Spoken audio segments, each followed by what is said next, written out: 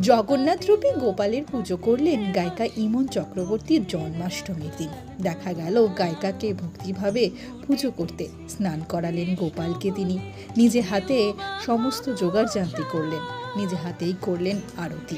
এছাড়াও ফুল দিয়ে সাজালেন তিনি তার গোপালকে।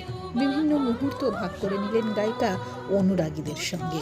আর লিখলেন, কেউ বা দিল হাতের বাঁশি, গোঠের রাখাল নাম, কেউ ডেকেছে কৃষ্ণ বলে, কেউ বা ঘনশ্যাম, আমার গোপাল আমার রাখাল রাজা।